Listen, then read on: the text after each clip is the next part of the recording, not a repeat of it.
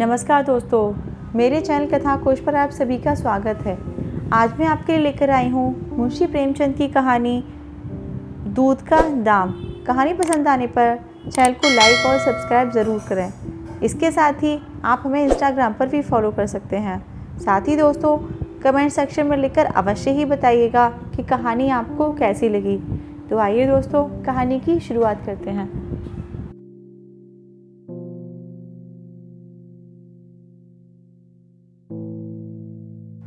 अब बड़े बड़े शहरों में दाइयाँ, नर्सें और लेडी डॉक्टर सभी पैदा हो गई हैं, लेकिन देहातों में जच्चे खानों पर अभी तक भंगिनों का ही प्रभुत्व है और निकट भविष्य में इसमें कोई तब्दीली होने की आशा नहीं। बाबू महेशनाथ अपने गांव के जमींदार थे, शिक्षित थे और जच्चे खाने में सुधार की आवश्यकता को मानते थे, लेकिन इसमें जो बाधाएं थीं उन पर कैसे विजय पाते। कोई नर्स देहात में जाने पर राज़ी न हुई और बहुत कहने सुनने पर भी राजी हुई तो इतनी लंबी चौड़ी फीस मांगी कि बाबू साहब को सिर झुकाकर चले आने के सिवा और कुछ न सूझा। लेडी डॉक्टर के पास जाने की उन्हें हिम्मत न पड़ी। उसकी फ़ीस पूरी करने के लिए तो शायद बाबू साहब को अपनी आधी जायदाद ही बेचनी पड़ जाती। इसलिए जब 3 कन्याओं के बाद वह चौथा लड़का पैदा हुआ तो फिर वही गूदड़ था और वही गूदड़ की बहू।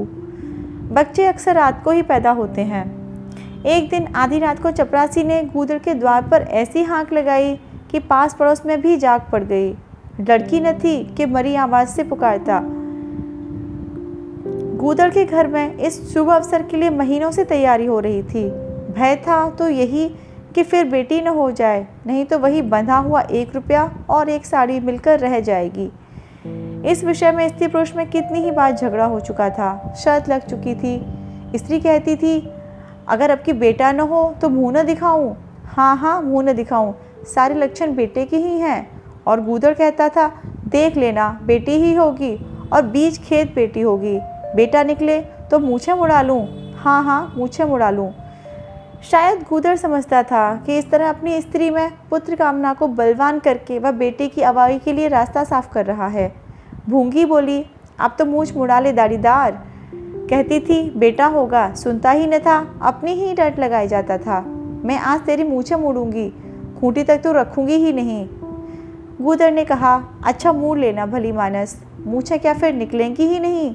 30 दिन देख लेना, फिर ज्यों की त्यों हैं, मगर जो कुछ मिलेगा उसमें आधा रख लूँगा, कहे देता हूँ। भूंगी ने अंगूठा दिखाया और अपने 3 महीने के बालक को गूदड़ के सुपुर्द कर सिपाही के साथ चल खड़ी हुई।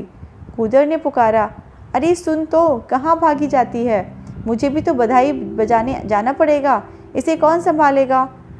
भूंगी ने दूर ही से कहा, इसे वहीं धरती पर सुला देना, मैं आके दूध पिला जाऊंगी। महेशनाथ के यहाँ अब भूंगी की खूब खातेदारियाँ होने लगी।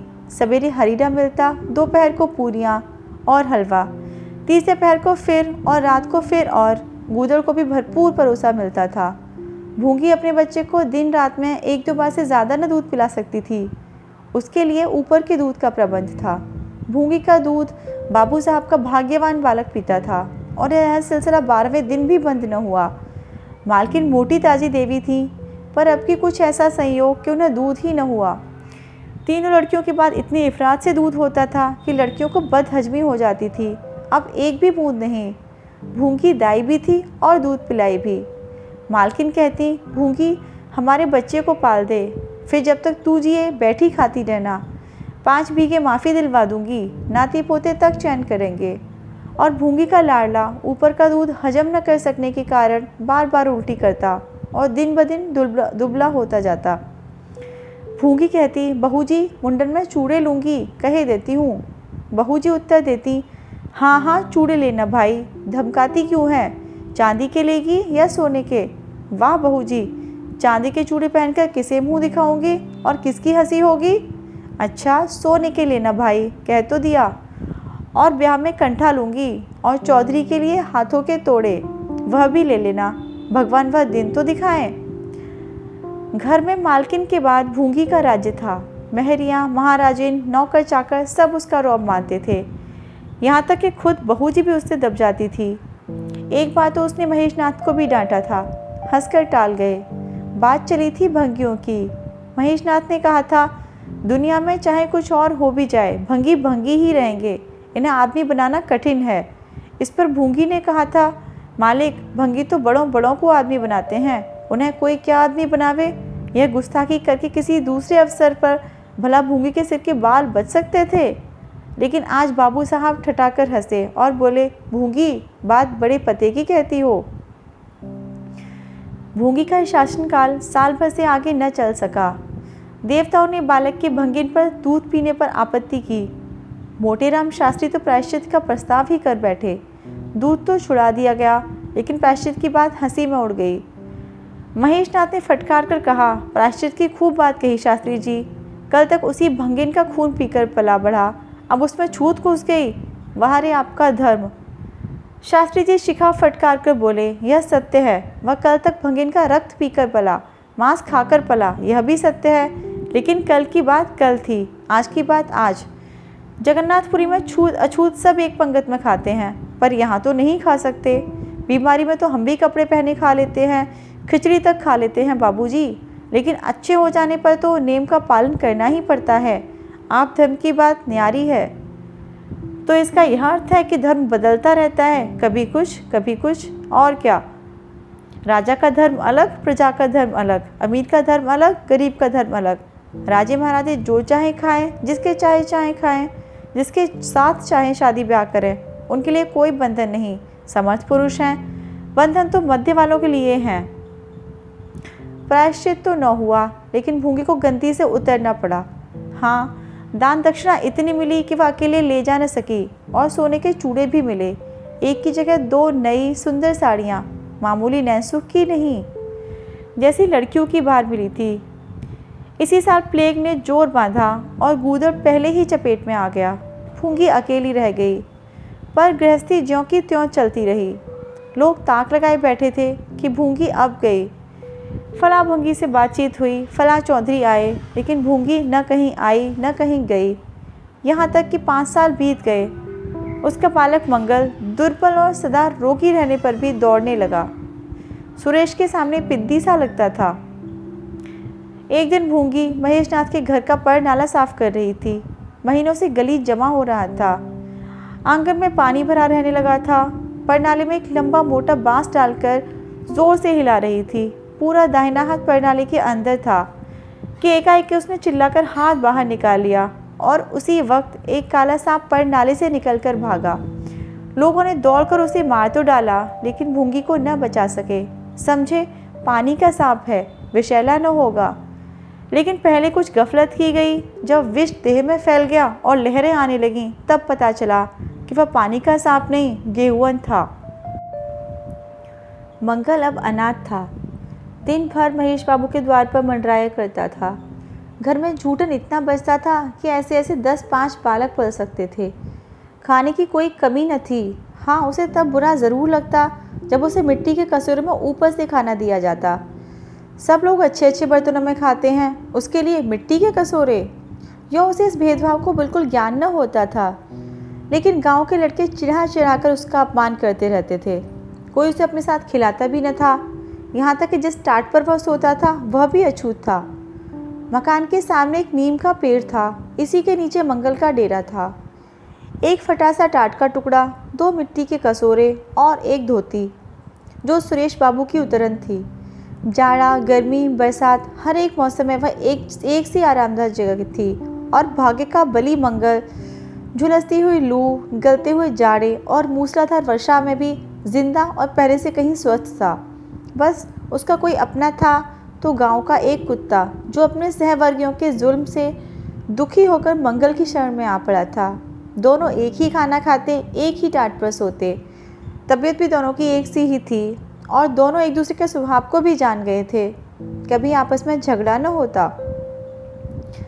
गांव के धर्मात्मा लोग बाबू साहब की सुदारता पर आश्चर्य करते। ठीक द्वार के सामने 50 हाथ भी न होना, मंगल का पड़ा रहना उन्हें 16 आने धर्म विरोध जान पड़ा। छी, यही हाल रहा तो थोड़े ही दिनों में धर्म का अंत ही समझो। भंगी को भी भगवान ने ही रचा है, यह हम भी जानते हैं। उसके साथ हमें किसी तरह का अन्याय न करना चाहिए, यह किसे नहीं मालूम। भगवान का तो नाम ही पतित पावन है, लेकिन समाज की मर्यादा भी कोई वस्तु है। उस द्वार पर जाते हुए संकोच होता है। गांव के मालिक हैं, जाना तो पड़ता ही है, लेकिन बस यही समझ लो कि घृणा होती है। मंगल और टॉमी में गहरी बनती थी। मंगल कहता, देखो भाई टॉमी, ज़रा और खिसक कर सो, आखिर मैं कहाँ लेटूं? सारा टाट तो तुमने घेर लिया। टॉमी तू कूं कूं करता दुम हिलाता और खिसक जाने के बदले और ऊपर चढ़ाता एवं मंगल का मुंह चाटने लगता। शाम को वह एक बार रोज़ अपना घर देखने और थोड़ी देर रोने जाता। पहले साल फूस का छप्पर गिर पड़ा, दूसरा साल एक दीवार गिरी और अब केवल आधी आधी दीवारें खड़ी थीं, जिनका ऊपरी भाग नोकदार हो गया था। यही उसे स्नेह की संपत्ति मिली थी। वही स्मृति ही आकर्षण, वही प्यार उसे एक बार उस उजड़ में खींच ले जाता था और टॉमी सदैव उसके साथ होता था। मंगल नोकदार दीवार पर बैठ जाता और जीवन के बीते और आने वाले स्वप्न देखने लगता और बार बार उछलकर उसकी गोद में बैठने की असफल चेष्टा करता। एक दिन कई लड़के खेल रहे थे। मंगल भी पहुंचकर दूर खड़ा हो गया तो सुरेश को उस पर दया आई। यहाँ खेलने वालों की जोड़ी पूरी न पड़ती थी, कह नहीं सकते। जो कुछ भी हो, तजवीज़ की कि आज मंगल को भी खेल में शरीक किया जाए। यहाँ कौन देखने आता है? क्यों रे मंगल, खेलेगा? मंगल बोला, ना भैया, कहीं मालिक देख ले तो मेरी चमड़ी ही उधेड़ दी जाए। तुम्हें क्या, तुम तो अलग हो जाओगे। तुम्हें क्या, तुम तो अलग हो जाओगे। सुरेश ने कहा, तो यहाँ कौन आता है देखने वे? चल हम लोग सवार सवार खेलेंगे, तू घोड़ा बनेगा, हम लोग तेरे ऊपर सवारी करके दौड़ाएंगे। मंगल ने शंका की, मैं बराबर घोड़ा ही रहूँगा कि सवारी भी करूँगा, यह तो बता दो। यह प्रश्न टेढ़ा था, किसी ने इस पर विचार न किया था। सुरेश ने एक क्षण विचार करके कहा, तुझे कौन अपनी पीठ पर बिठाएगा, यह तो सोच। आखिर तू भंगी है कि नहीं? मंगल भी खड़ा हो गया, बोला, मैं कब कहता हूँ कि मैं भंगी नहीं हूँ, लेकिन तुम्हें मेरी ही माँ ने अपना दूध पिलाकर पाला है। जब तक मुझे भी सवारी करने को न मिलेगी मैं घोड़ा न बनूंगा। तुम लोग बड़े चगड़ हो, आप तो मज़े से सवारी करोगे और मैं घोड़ा ही बना रहूं। सुरेश ने डांट कर कहा, तुझे घोड़ा बनना ही पड़ेगा, और मंगल को पकड़ने भागा। मंगल भागा, सुरेश ने दौड़ाया। मंगल ने कदम और तेज़ किया, सुरेश ने भी जोर लगाया, मगर वह बहुत खा खा कर थुल हो गया था और दौड़ने में उसकी सांस फूलने लगती थी। आखिर उसने रुककर कहा, आकर घोड़ा बनो मंगल, नहीं तो कभी पा जाऊंगा तो बुरी तरह पीटूंगा। तुम्हें भी घोड़ा बनना पड़ेगा।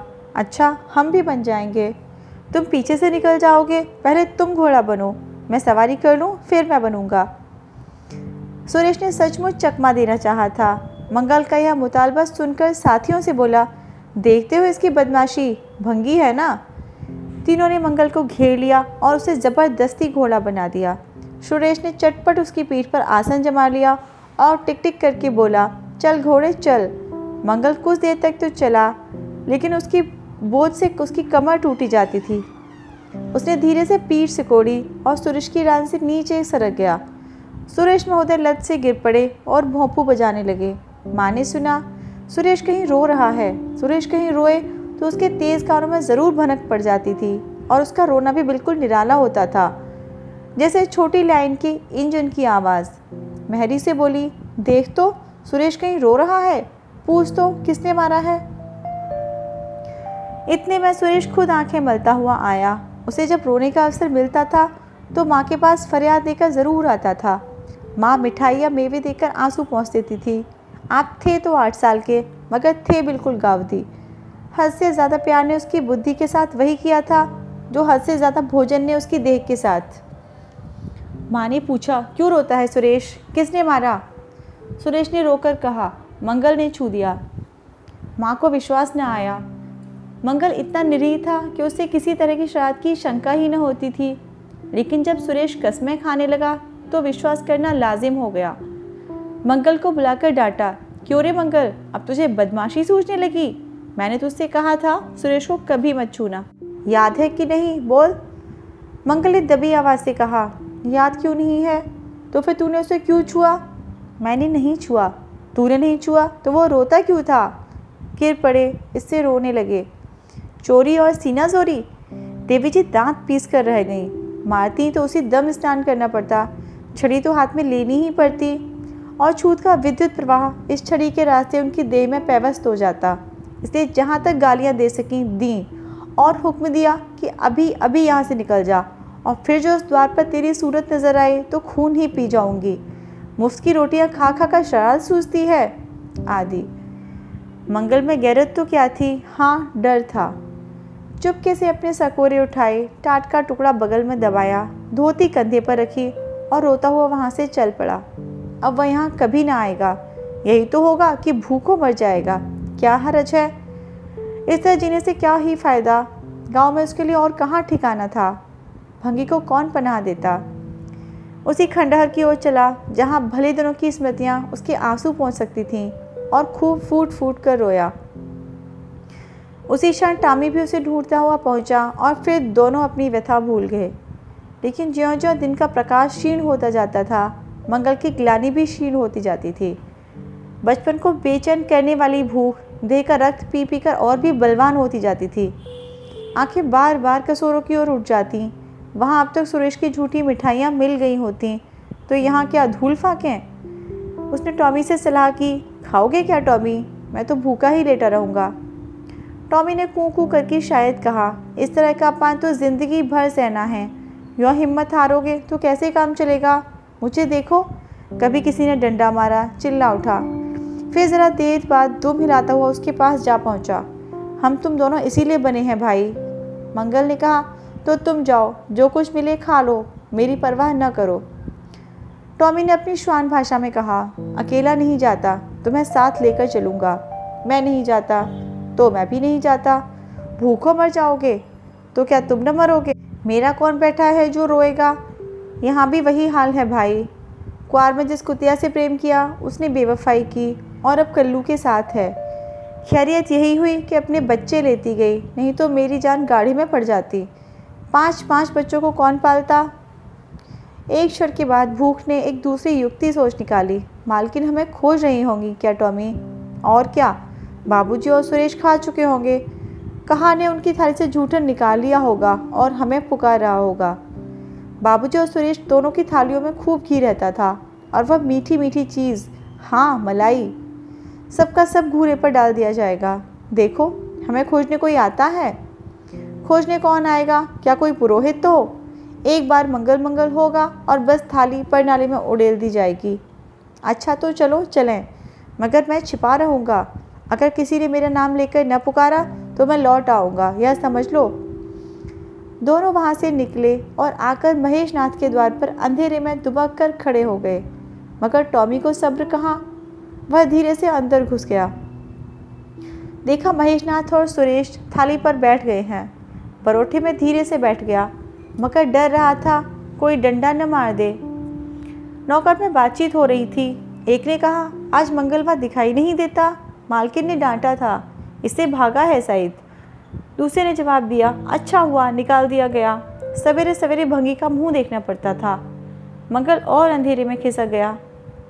आशा गहरे जल में डूब गई। महेश नाथ थाली से उठ गए। नौकर हाथ धुला रहा है, अब हुक्का पिएंगे और सोएंगे। सुरेश अपनी माँ के पास बैठा कोई कहानी सुनता सुनता सो जाएगा। गरीब मंगल की किसे चिंता है। इतनी देर हो गई, किसी ने भूल से भी न पुकारा। कुछ देर तक वह निराश सा खड़ा रहा, फिर एक लंबी सांस खींचकर जाना ही चाहता था कि कहार पत्तल में थाली का जूठन लेकर जाता नजर आया। मंगल अंधेरे से निकलकर प्रकाश में आ गया। अब मन को कैसे रोके। कहार ने कहा, अरे तू यहाँ था, हमने समझा कि कहीं चला गया, ले खा ले, मैं तो फेंकने लेने जा रहा था। मंगल ने दीनता से कहा, मैं तो बड़ी देर से यहाँ खड़ा था, तो बोला क्यों नहीं। मारे डर के। अच्छा ले खा ले। उसने पत्थर को ऊपर से उठाकर मंगल के फैले हुए हाथों में डाल दिया। मंगल ने उसकी ओर ऐसी आंखों से देखा जिसमें दीन कृतज्ञता भरी हुई थी। टॉमी भी अंदर से निकल आया था। दोनों वहीं नीम के नीचे पत्तल में खाने लगे। मंगल ने एक हाथ से टॉमी का सिर सहलाकर कहा, देखा, पेट की आग ऐसी होती है। यह लात की मारी हुई रोटियां भी न मिलती तो क्या करते। टॉमी ने दुम हिला दी। सुरेश को अम्मा ने पाला था। टॉमी ने फिर दुम हिलाई। लोग कहते हैं दूध का दाम कोई नहीं चुका सकता, और मुझे दूध का दाम यह मिल रहा है। टॉमी ने फिर दुम हिलाई।